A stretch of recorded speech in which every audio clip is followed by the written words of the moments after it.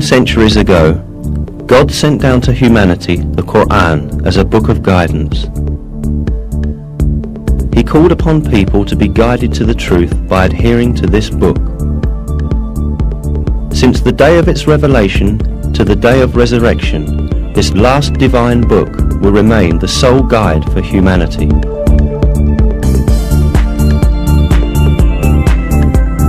The matchless style of the Qur'an and the superior wisdom in it are definite evidence that it is the Word of God. In addition, the Qur'an has many miraculous attributes proving that it is a revelation from God.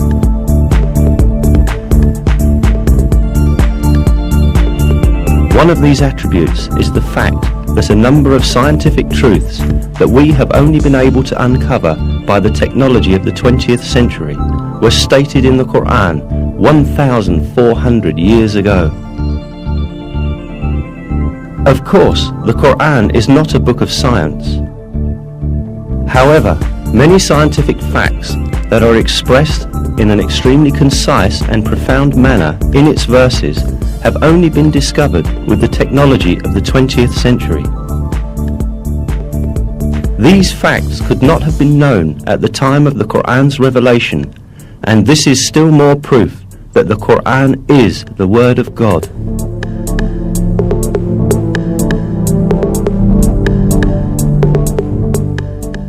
In order to understand the scientific miracle of the Qur'an, we must first take a look at the level of science at the time when this holy book was revealed.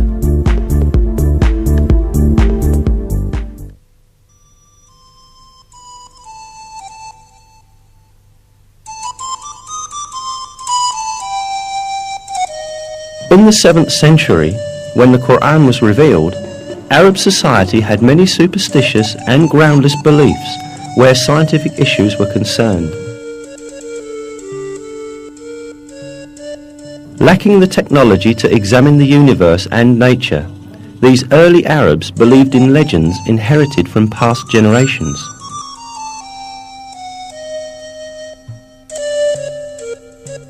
They supposed, for example, that mountains supported the sky above.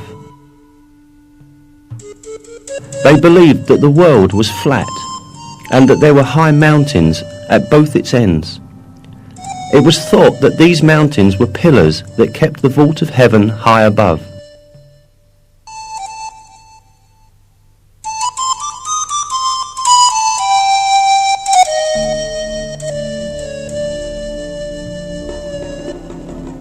However, all these superstitious beliefs of Arab society were eliminated with the Qur'an. The verse, "God is He who raised up the heavens without any support," for example, invalidated the belief that the sky remains above because of the mountains. In many other subjects, important facts were revealed at a time when no one could have known them.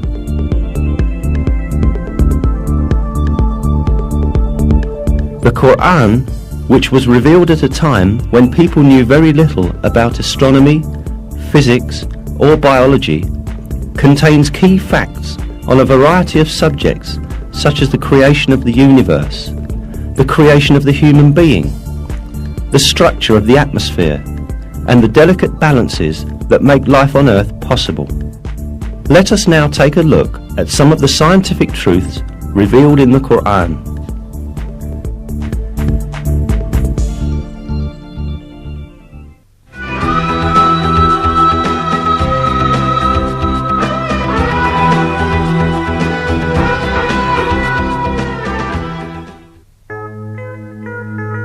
The origin of the universe is described in the Qur'an in the following verse.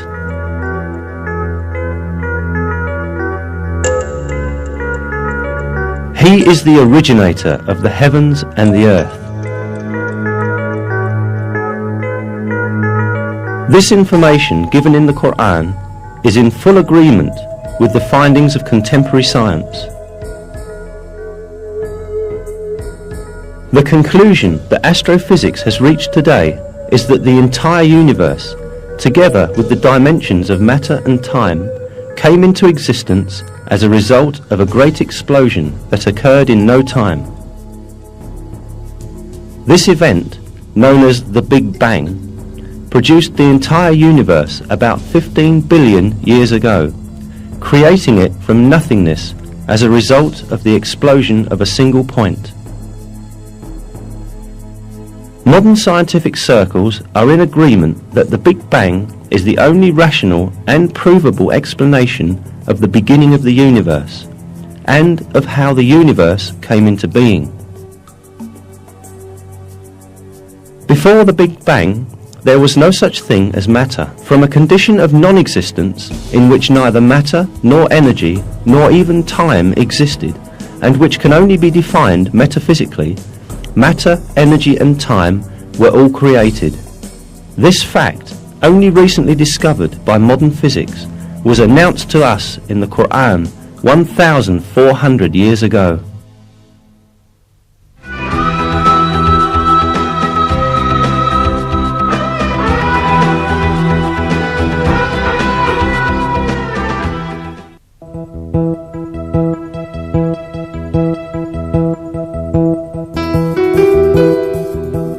In the Qur'an, which was revealed 14 centuries ago, at a time when the science of astronomy was still primitive, the expansion of the universe was described like this.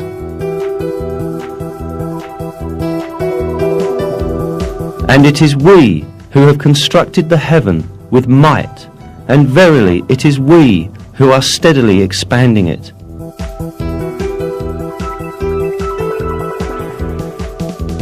The word heaven, as stated in this verse, is used in various places in the Qur'an with the meaning of space and universe.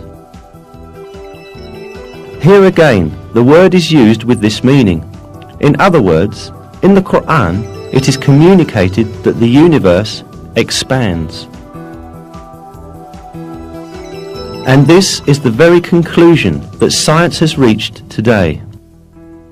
Until the dawn of the 20th century, the only view prevailing in the world of science was that the universe has a constant nature, and it has existed since infinite time.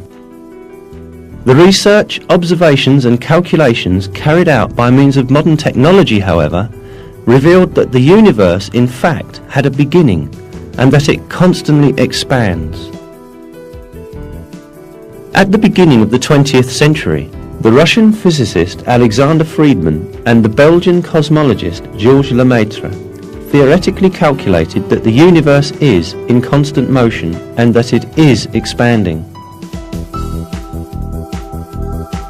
This fact was proved also by observational data in 1929. While observing the sky with a telescope, Edwin Hubble, the American astronomer, discovered that the stars and galaxies were constantly moving away from each other.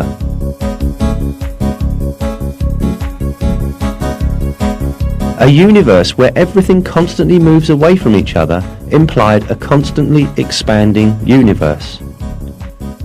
The observations carried out in the following years verified that the universe constantly expands. This fact was explained in the Qur'an when it was yet unknown by anyone. This is because the Qur'an is the word of God, the Creator, and the ruler of the entire universe.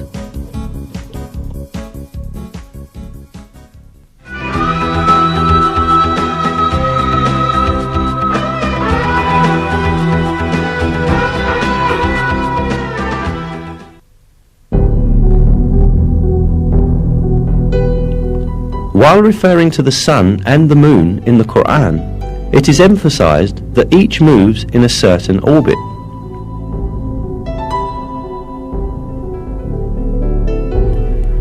It is He who created the night and the day, and the sun and the moon. They swim along, each in an orbit.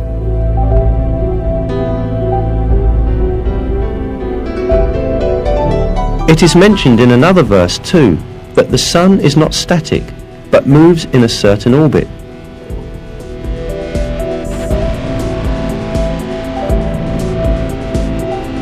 And the sun runs to its resting place. That is the decree of the Almighty, the All-Knowing.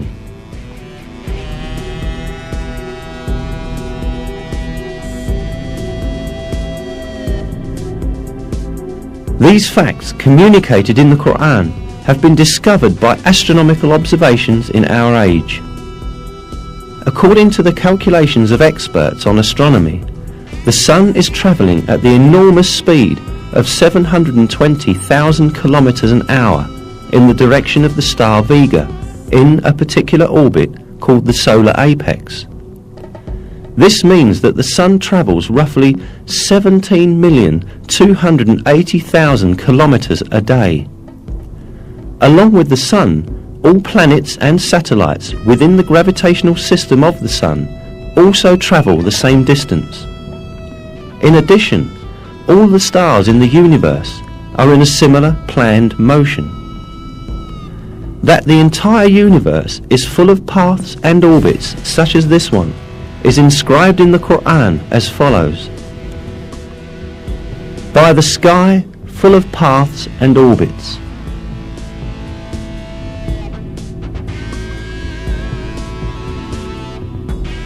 There are about 200 billion galaxies in the universe, consisting of nearly 200 billion stars in each. Most of these stars have planets, and most of those planets have satellites. All of these heavenly bodies move in very precisely computed orbits. For millions of years, each has been swimming along in its own orbit in perfect harmony and order with all the others. Moreover, many comets also move along in the orbits determined for them.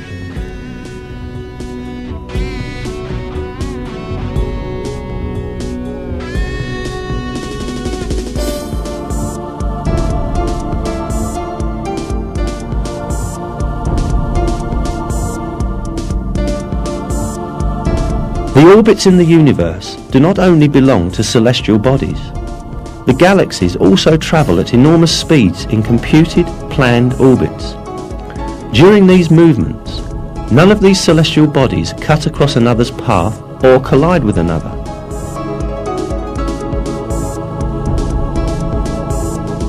Indeed, it has been observed that some galaxies pass through each other with none of their components touching each other.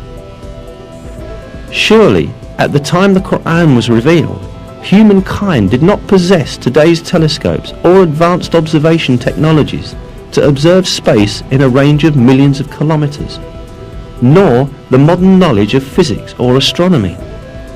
Therefore, at that time, it was not possible to determine scientifically that space is full of paths and orbits, as stated in the verse. However, this was openly declared to us in the Qur'an that was revealed at that time, because the Qur'an is the Word of God.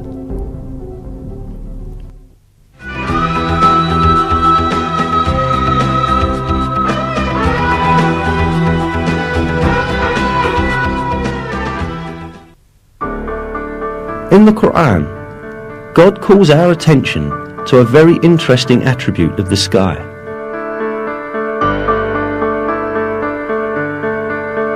We made the sky a preserved and protected roof, yet still they turn away from our signs.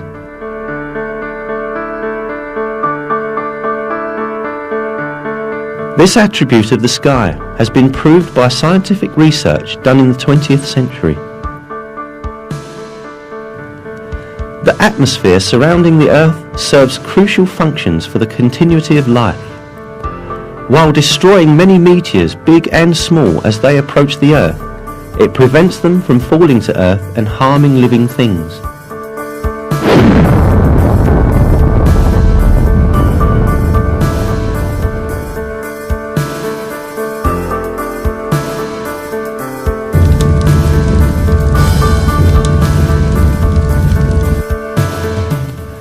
In addition, the atmosphere filters the light rays coming from space that are harmful to living beings. Interestingly, the atmosphere lets only harmless and useful rays, visible light, near ultraviolet light, and radio waves pass through. All of this radiation is vital for life. Near ultraviolet rays, which are only partially let in by the atmosphere, are very important for the photosynthesis of plants and for the survival of all living beings. The majority of the intensive ultraviolet rays emitted from the sun are filtered out by the ozone layer of the atmosphere, and only a limited and essential part of the ultraviolet spectrum reaches the Earth.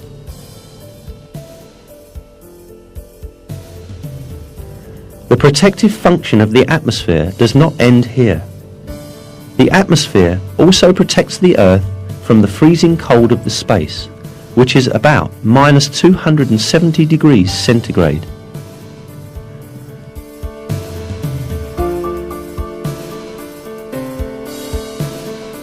It is not only the atmosphere that protects the Earth from harmful effects.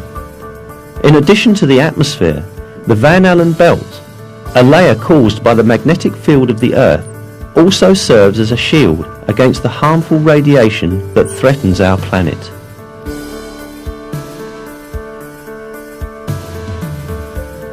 This radiation, which is constantly emitted by the Sun and other stars, is deadly to living things.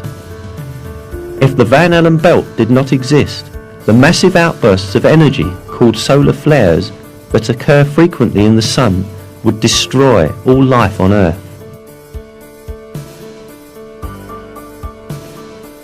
The energy transmitted in just one of these flashes detected in recent years was calculated to be the equivalent to 100 billion atomic bombs, similar to the one dropped on Hiroshima.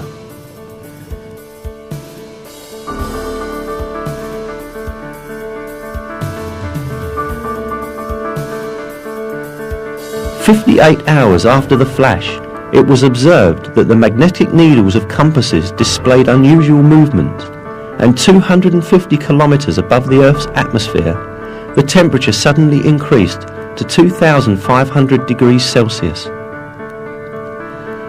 In short, a perfect system is at work high above the Earth. It surrounds our world and protects it against external threats. Scientists only learned about it recently, yet centuries ago we were informed in the Qur'an about the world's atmosphere functioning as a protective shield.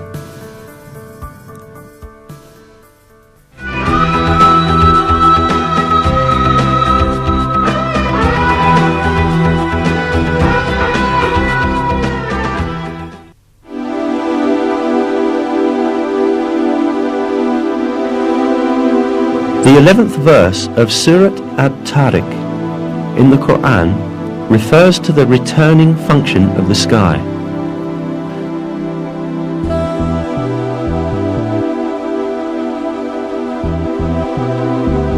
By heaven with its cyclical systems.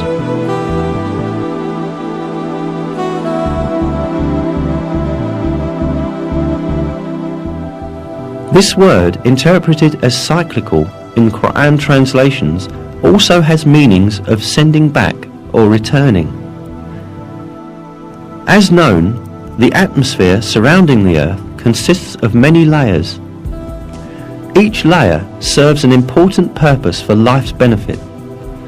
Research has revealed that these layers have the function of turning the materials or rays they are exposed to back into space or back down to Earth.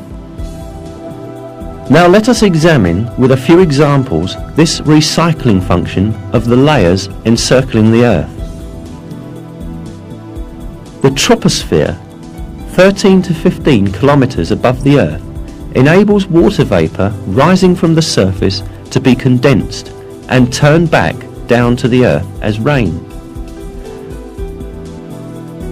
The ozone layer, at an altitude of 25 kilometers, reflects harmful radiation and ultraviolet light coming from space and turns both back into space.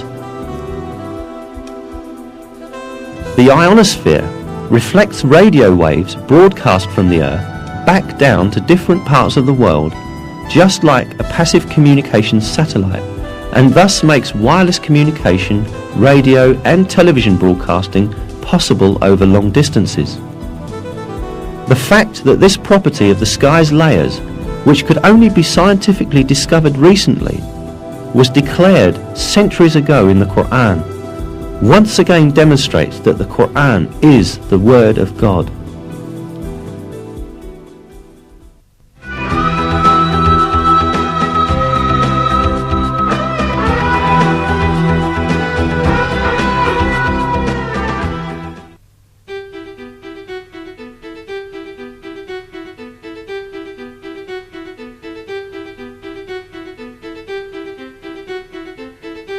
One fact about the universe revealed in the verses of the Qur'an is that the sky is made up of 7 layers. It is He who created everything on the earth for you and then directed His attention up to heaven and arranged it into 7 regular heavens. He has knowledge of all things. Then He turned to heaven when it was smoke. In 2 days He determined them as 7 heavens and revealed in every heaven its own mandate. The word heavens, which appears in many verses in the Qur'an, is used to refer to the sky of the earth as well as the entire universe. Given this meaning of the word, it is seen that the earth's sky, or the atmosphere, is made up of 7 layers. Indeed, today it is known that the world's atmosphere consists of different layers that lie on top of each other. Furthermore, it consists, just as is described in the Qur'an, exactly of 7 layers. In a scientific source, the subject is described as follows. Scientists have found that the atmosphere consists of several layers. The layers differ in such physical properties as pressure and the types of gases. The layer of the atmosphere closest to Earth is called the troposphere. It contains around 90% of the total mass of the atmosphere. The layer above the troposphere is called the stratosphere. The ozone layer is part of the stratosphere, where absorption of ultraviolet rays occurs. The layer above the stratosphere is called the mesosphere. The thermosphere lies above the mesosphere. The ionized gases form a layer within the thermosphere called the ionosphere. The outermost part of Earth's atmosphere extends from about 480 kilometers out to 960 kilometers. This part is called the exosphere.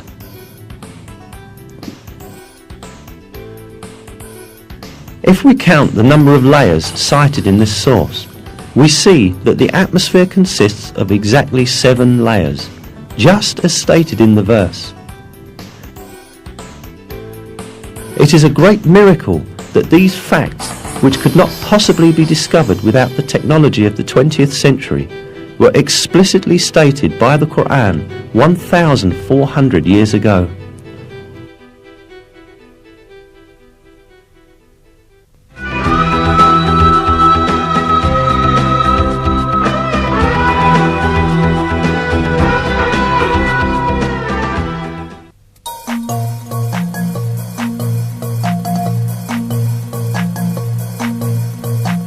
The Qur'an draws attention to a very important geological function of mountains. We placed firmly embedded mountains on the earth so that it would not move under them.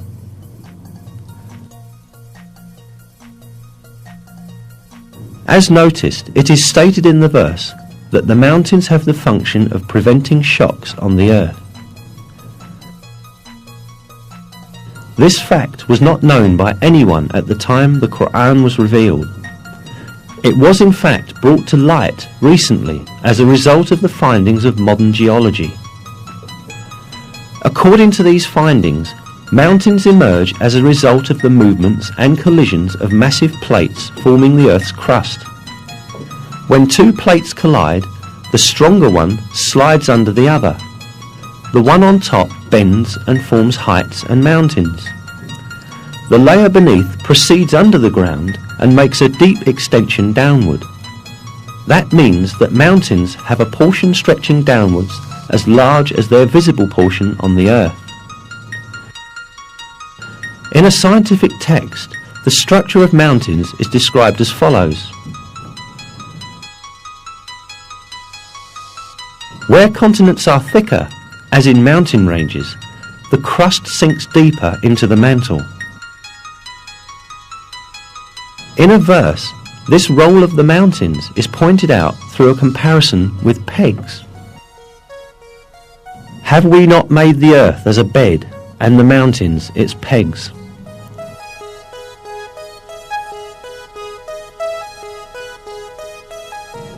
Mountains, in other words, clench the plates in the earth's crust together by extending above and beneath the earth's surface at the conjunction points of these plates. In this way, they fix the earth's crust and prevent it from drifting over the magma stratum or among its plates. Briefly, we may liken mountains to nails that keep wood pieces together. This fixing function of the mountains is defined in scientific literature with the term isostasy. Isostasy means the following. Isostasy, general equilibrium in the Earth's crust, maintained by a yielding flow of rock material beneath the surface under gravitational stress. This vital role of mountains that was discovered by modern geology and seismic research was revealed in the Qur'an centuries ago as an example of the supreme wisdom in God's creation. We placed firmly embedded mountains on the earth so that it would not move under them.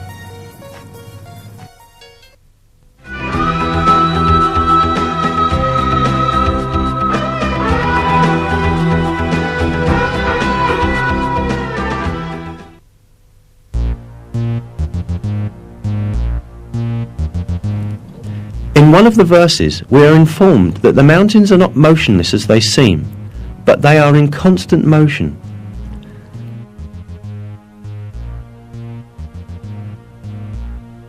You will see the mountains you reckoned to be solid going past like clouds. Such is the artistry of God, who disposes of all things in perfect order.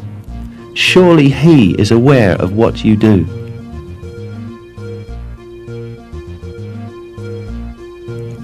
This motion of the mountains is caused by the movement of the Earth's crust that they are located on.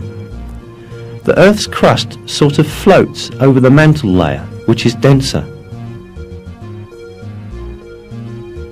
It was at the beginning of the 20th century when, for the first time in history, a German scientist by the name of Alfred Wegener proposed that the continents of the Earth had been attached together at the initial phases of the world, but then drifted in different directions and thus separated as they moved away from each other.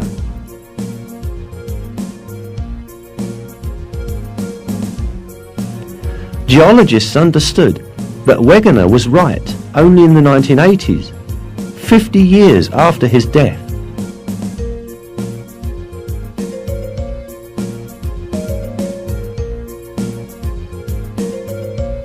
Discovered as a result of the geological research carried out at the beginning of the 20th century, this movement of the Earth's crust is explained by scientists as follows. The crust and the uppermost part of the mantle, with a thickness of about 100 kilometers, are divided into segments called plates. There are 6 major plates and several small ones. According to the theory called plate tectonics, these plates move about on Earth, carrying continents and ocean floor with them. Continental motion has been measured at from 1 to 5 centimeters per year. As the plates continue to move about, this will produce a slow change in Earth's geography. Each year, for instance, the Atlantic Ocean becomes slightly wider. There is a very important point to be stated here. God has referred to the motion of mountains as a drifting action in the verse. Today, modern scientists also use the term continental drift for this motion. Unquestionably, it is one of the miracles of the Qur'an that this scientific fact, which has been recently discovered by science, was announced in the Qur'an.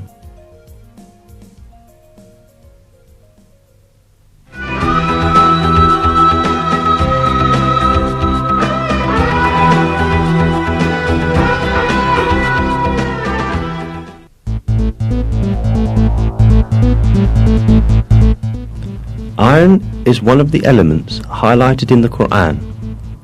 In Surat al-Hadid, meaning iron, we are informed,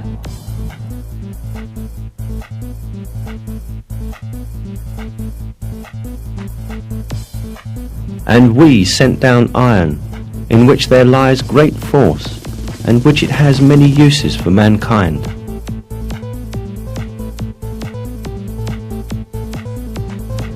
The word "sent down," particularly used for iron in the verse, could be thought of having a metaphorical meaning to explain that iron is given to the service of people. But when we take into consideration the literal meaning of the word, which is being physically sent down from the sky, we realize that this verse implies a very significant scientific miracle.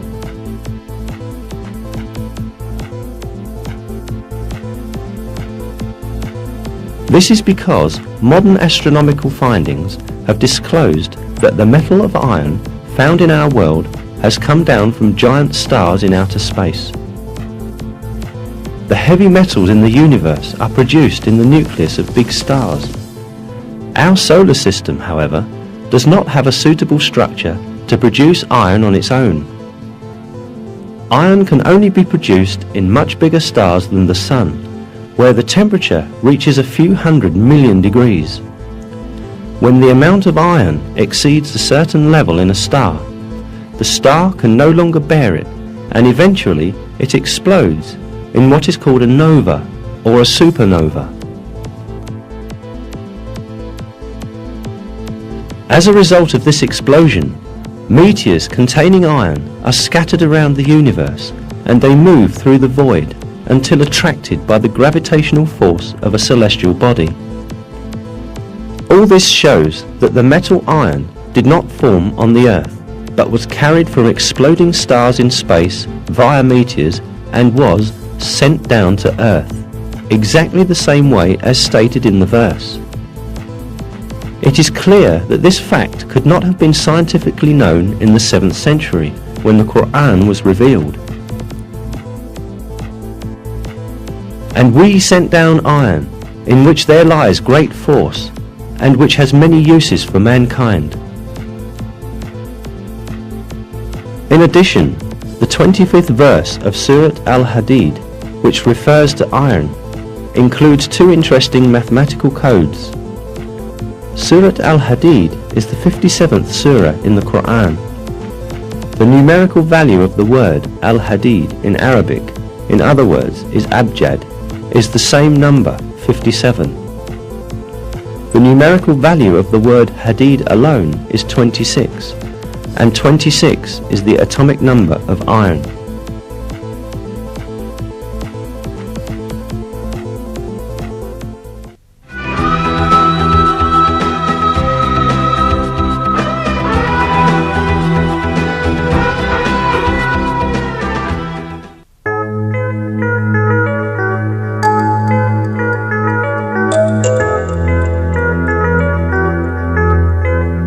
In a verse of the Qur'an, the fecundating characteristic of the winds and the formation of rain as a result are mentioned. "And we sent the fecundating winds, then caused water to descend from the sky, therewith providing you with water in abundance."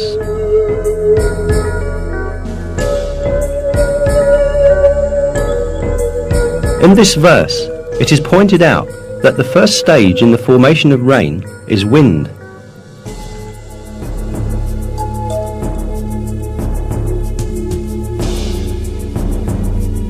Until the beginning of the 20th century, the only relationship between the wind and the rain that was known was the wind's driving clouds.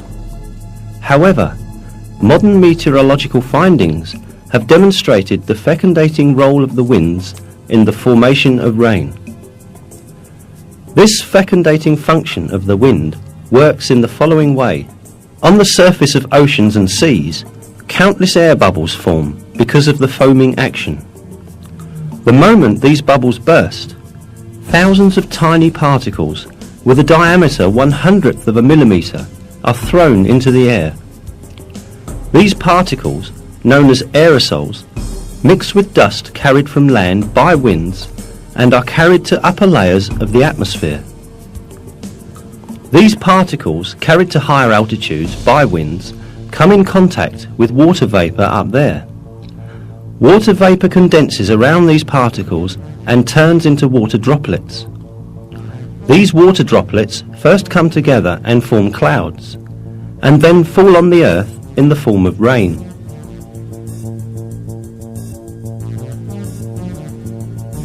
As seen, winds fecundate the water vapour floating in the air with the particles they carry from the sea, and eventually help the formation of rain clouds.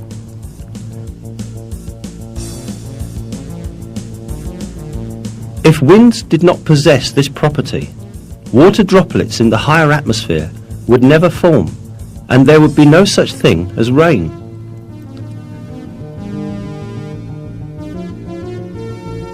The most important point here is that this critical role of the winds in the formation of rain was stated centuries ago in a verse of the Qur'an, at a time when people knew almost very little about natural phenomena.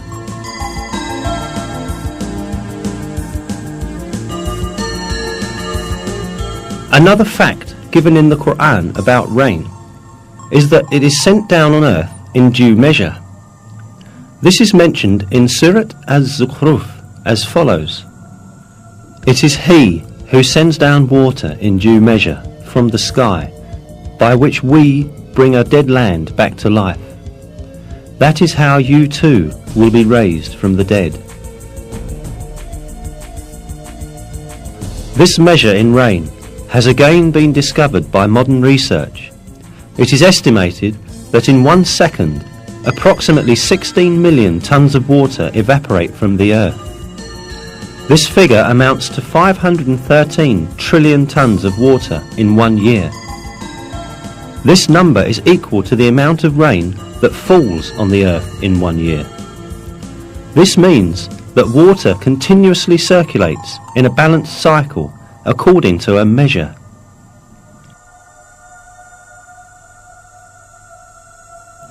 Life on Earth depends on this water cycle. Even if people had used all the technology in the world, they would not be able to produce this cycle artificially. Even a minor deviation in this amount would very soon give rise to a major ecological imbalance that would bring about the end of life on Earth. Yet, this never happens, and the rain keeps falling every year in exactly the same amount, just as is revealed in the Qur'an.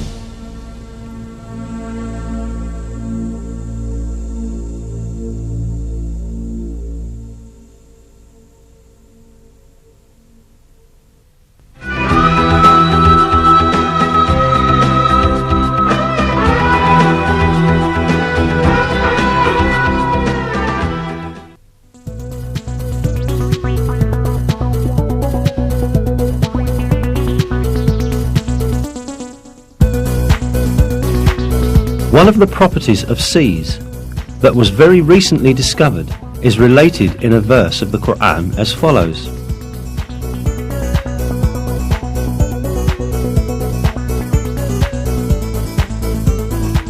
"He has let loose the two seas, converging together, with a barrier between them.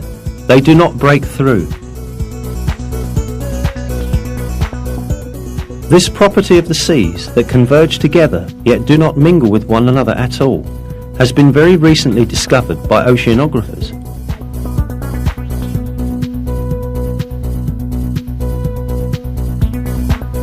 Because of a physical force called the surface tension, the waters of neighbouring seas do not mix. Caused by the difference in the density of the seas, surface tension prevents the seas from mingling with one another, just as if a thin wall were between them. The interesting side of it is that during a period when people had no knowledge of physics, surface tension, or oceanography. This was revealed in the Qur'an.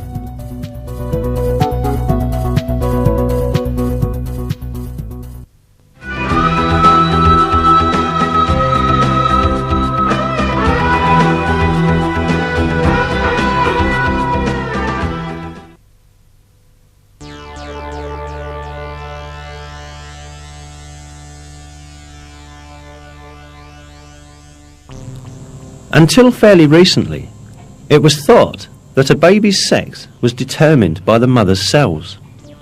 Or at least, it was believed that the sex was determined by the male and female cells together.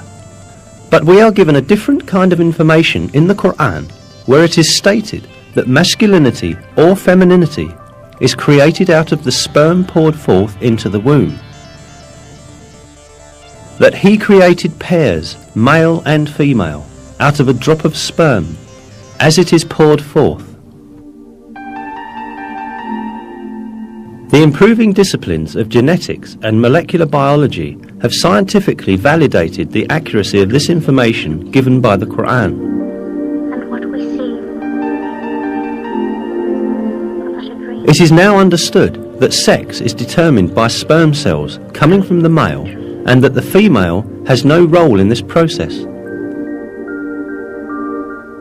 Chromosomes are the main elements in determining sex. 2 of the 46 chromosomes that determine the structure of a human being are identified as the sex chromosomes. These 2 chromosomes are called XY in males and XX in females because the shapes of the chromosomes resemble these letters. The Y chromosome carries the genes that code for masculinity, while the X chromosome carries the genes that code for femininity. Formation of a new human being begins with the cross combination of one of these chromosomes, which exist in males and females in pairs. In females, both components of the sex cell, which divides into 2 during ovulation, carry X chromosomes. The sex cell of a male, on the other hand, produces 2 different kinds of sperm, one that contains X chromosomes and the other Y chromosomes. If an X chromosome from the female unites with a sperm that contains an X chromosome, then the baby is female.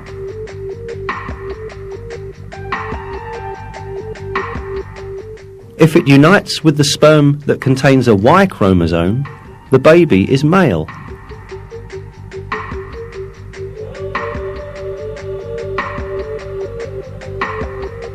In other words, a baby's sex is determined by which chromosome from the male unites with the female's ovum.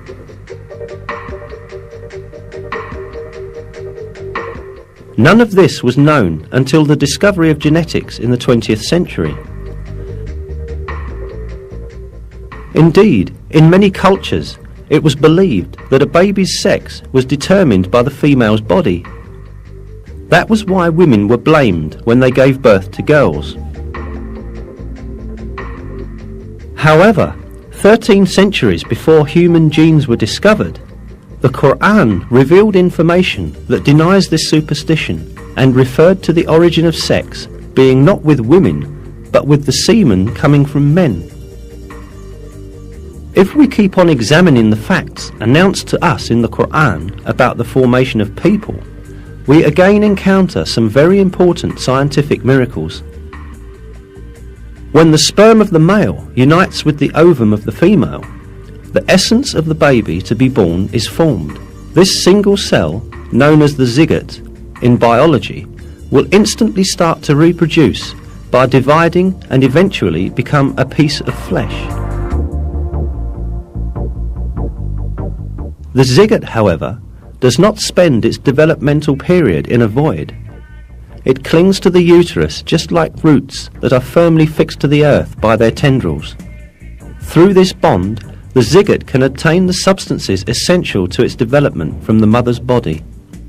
Here, at this point, a very significant miracle of the Qur'an is revealed. While referring to the zygote developing in the mother's womb, God uses the word alaq in the Qur'an.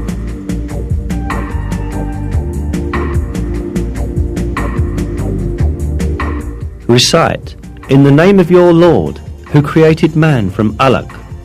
Recite, and your Lord is the most generous.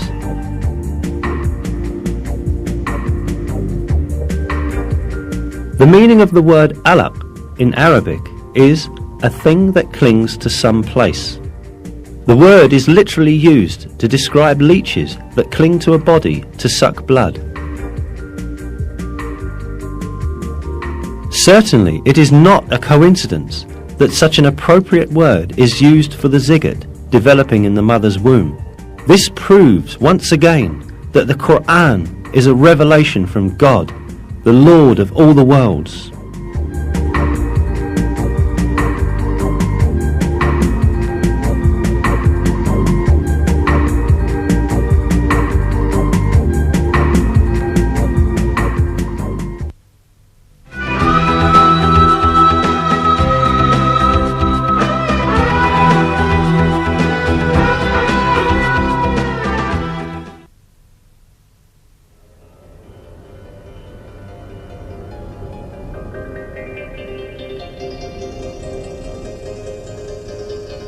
While it is told in the Qur'an that it is easy for God to bring man to life after death, the fingerprint of man is particularly emphasized.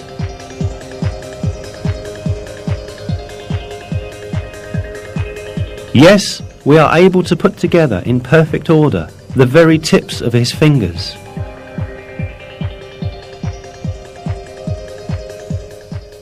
The emphasis on fingerprints has a very special meaning. This is because everyone's fingerprint is unique to himself. Every person who is alive or who has ever lived in this world has a set of unique fingerprints. That is why fingerprints are accepted as a very important identity card, exclusive to its owner and used for this purpose around the world. But what is important is that this feature of the fingerprint was only discovered in the late 19th century. Before then, people regarded fingerprints as ordinary curves without any specific importance or meaning. However, in the Qur'an, God points to the fingertips, which did not attract anyone's attention at that time, and calls our attention to their importance, an importance that could only be understood in our age.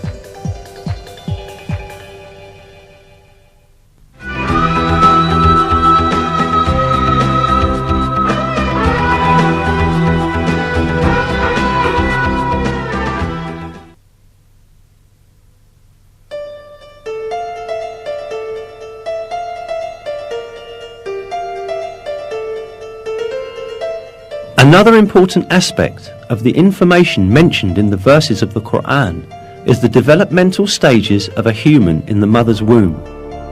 It is stated in the verses that in the mother's womb, first the bones develop, and then the muscles form which wrap around these bones. We then formed the drop into a clot, and formed the clot into a lump, and formed the lump into bones, and clothed the bones in flesh, and then brought him into being as another creature. Blessed be God, the best of creators.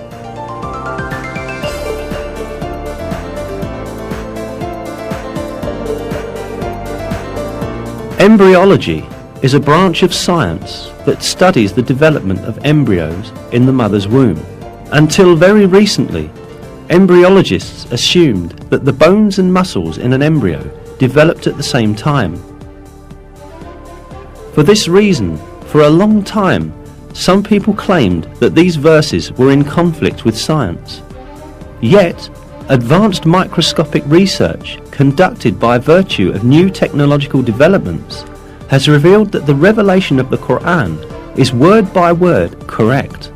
These examinations at the microscopic level showed that the development inside the mother's womb takes place in just the way it is described in the verses. First, the cartilage tissue of the embryo ossifies. Then, muscular cells that are selected from among the tissue around the bones come together and wrap around these bones. This event is described in a scientific publication with the following words. During the 7th week, the skeleton begins to spread throughout the body, and the bones take their familiar shapes. At the end of the 7th week, and during the 8th week, the muscles take their positions around the bone forms.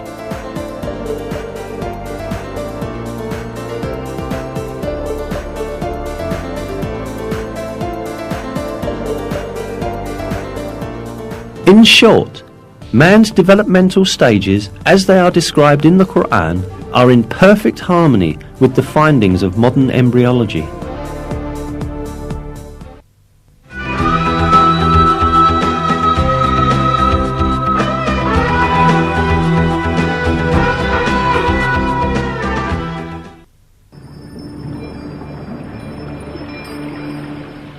In the Qur'an, it is related that man is created in a 3-stage process in the mother's womb.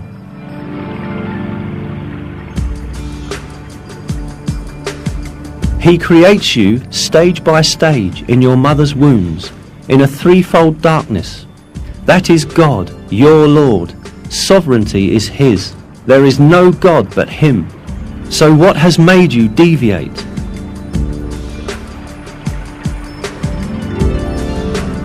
As will be understood, it is pointed out in this verse that a human being is created in the mother's womb in 3 distinct stages. Indeed, modern biology has revealed that the baby's embryological development takes place in 3 distinct regions in the mother's womb. Today, in all of the embryological textbooks studied in the faculties of medicine, this subject is taken as an element of basic knowledge.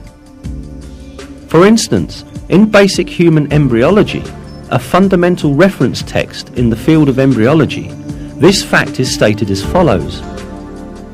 The life in the uterus has 3 stages: pre-embryonic, first 2.5 weeks, embryonic, until the end of the 8th week, and fetal, from the 8th week to labour. These phases refer to the different developmental stages of a baby.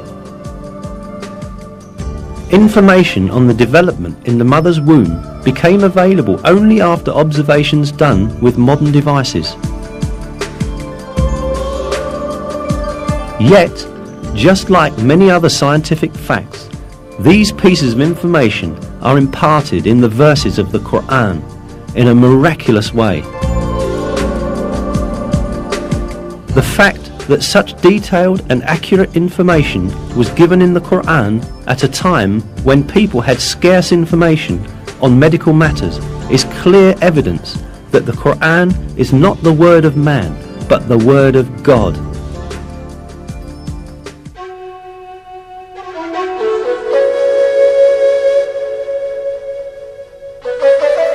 Another miraculous aspect of the Qur'an is that it revealed beforehand a number of important events that would occur in the future. The 27th verse of Surat Al-Fath, for example, gave the believers glad tidings that they would conquer Mecca, which was then under the occupation of pagans.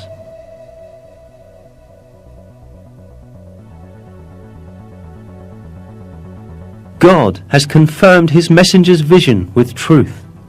You will enter the Masjid al-Haram in safety, God willing, shaving your heads and cutting your hair without any fear. He knew what you did not know and ordained, in place of this, an imminent victory.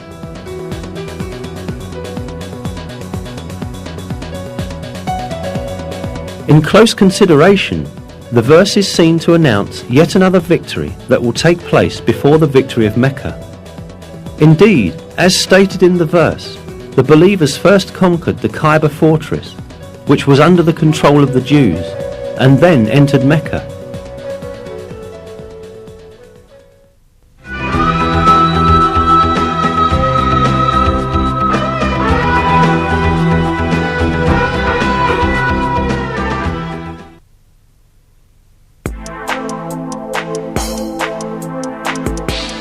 Another piece of news that the Qur'an gives about the future is found in the first verses of Surat al-Rum. In these verses, it is stated that the Byzantine Empire had met with a great defeat, but that it would soon gain victory. The Romans had been defeated in the land nearby, but after their defeat, they will themselves be victorious in a few years' time. The affair is God's from beginning to end.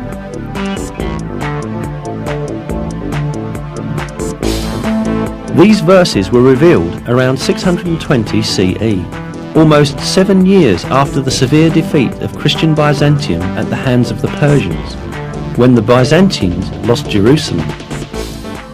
Yet it was related in the verses that Byzantium would shortly be victorious.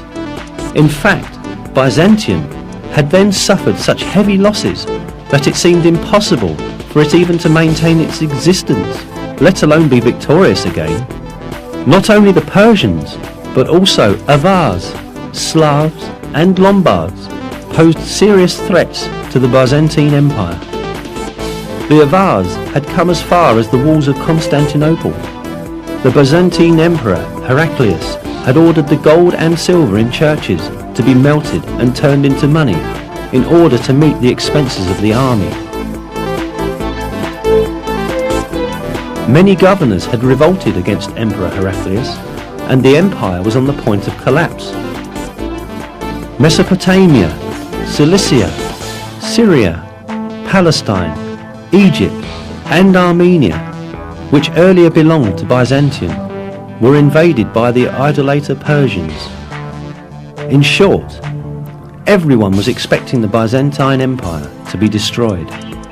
But right at that moment, the first verses of Surat al-Rum were revealed, announcing that Byzantium would gain triumph in a few years' time. Around 7 years after the revelation of the first verses of Surat al-Rum, in December 627 CE, a decisive battle between Byzantium and Persian Empire was fought at Nineveh, and this time the Byzantine army surprisingly defeated the Persians. A few months later, the Persians had to make an agreement with Byzantium, which obligated them to return the territories they had taken from them. At the end, the victory of the Romans, proclaimed by God in the Qur'an, miraculously came true. Another miracle revealed in these verses is the announcement of a geographical fact that could not be discovered by anyone in that period. In the third verse of Surat al-Rum, we are informed that the Romans had been defeated in the lowest region of the earth. This expression, Adna el-Ard in Arabic, is interpreted as a nearby place in many translations. Yet, this is not the literal meaning of the original statement, but rather a figurative interpretation of it. The word Edna in Arabic is derived from the word Deni, which means low, and Ard, which means world. Therefore, the expression Edna el-Ard means the lowest place on the earth. Most interestingly, crucial stages of the war fought between the Byzantine Empire and the Persians, when the Byzantines were defeated and lost Jerusalem, had really taken place at the lowest point on earth. This specified region is the basin of the Dead Sea, which is situated at the intersection point of the lands belonging to Syria, Palestine and Jordan. The Dead Sea, lying at 395 meters below sea level, is the lowest region of the earth. This means that the Byzantines were defeated at the lowest part of the world, just as is stated in the verse.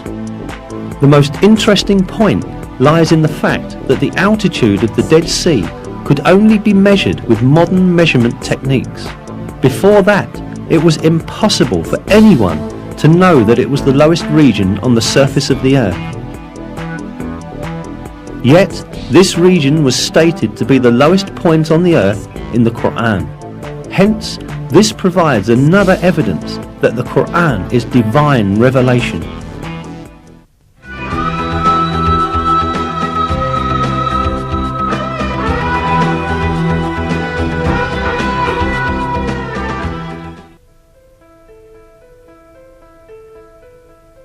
Apart from the miraculous characteristic of the Qur'an, which we have looked into so far, it also has a mathematical miracle.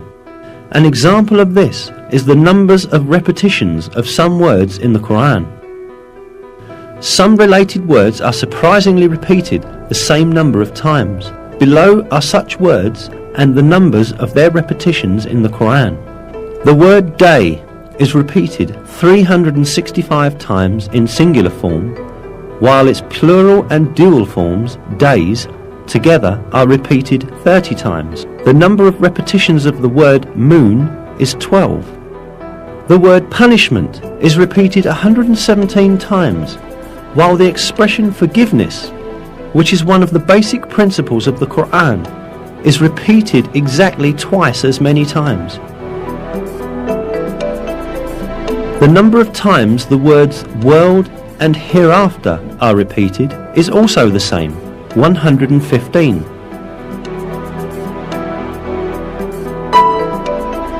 The statement of 7 heavens is repeated 7 times. The creation of the heavens is also repeated 7 times. The word faith, iman, without genitive, is repeated 25 times throughout the Qur'an, as is also the word infidelity or covering over the truth, kufr. The word zakah is repeated 32 times, while the number of repetitions of the word blessing is also 32. The expression the truly virtuous is used 6 times, but libertine is used half as much, i.e. 3 times. Human being is used 65 times. The sum of the number of mentions of the stages of man's creation is the same.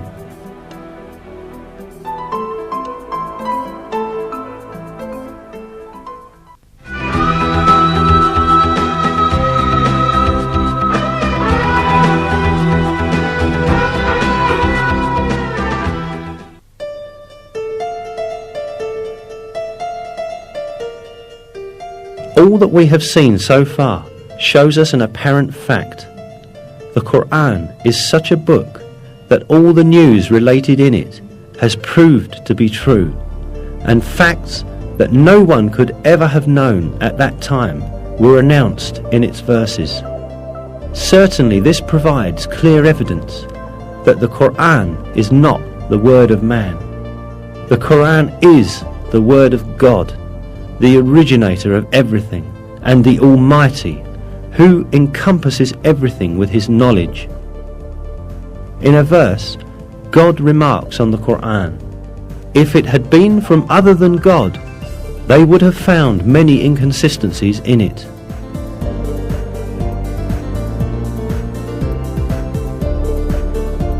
Not only are there no inconsistencies in the Qur'an, every piece of information it contains reveals the miracle of this divine book more and more each day.